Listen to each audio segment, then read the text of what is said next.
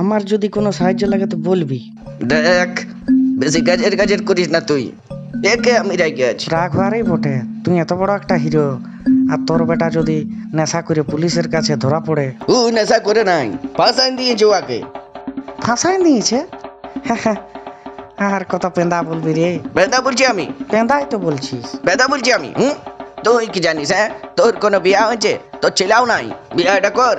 সংসার করেছিস কোনোদিন? সংসারের দায়িত্ব তুই কি বুঝবি রে? হ্যাঁ, আমি থুবড়াই ঠিক আছি। টুকরাই তো থাকবি তুই। কে তোকে বিয়া দেবে? মুখটা দেখেছি যাইতে গেলে গাই নাতে। হ্যাঁ, এইখানটাতে দুঃখ লাগে রে, এইখানটাতে দুঃখ লাগে।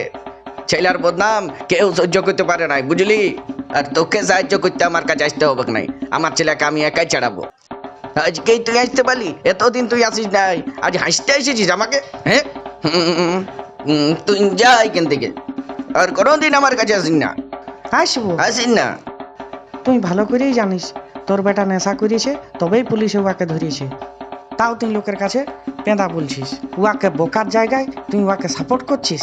না না, আমার বেটা নেশা করে নাই, আমার বিশ্বাস আছে। কি বিকলাছিস? উহার উপরে আমার বিশ্বাস আছে। তুই কি জানিস আমি উহার বাপ বটি, তোর মতন কোনো তুবড়া বটি? এই শাহরুখ খান, সালা আমাকে থুবড়া বলবি? তোর বেটা নেশা করেছে, তাতে উহাকে জেল নিয়ে গেছে, বুঝলি? নো, হ্যাঁ?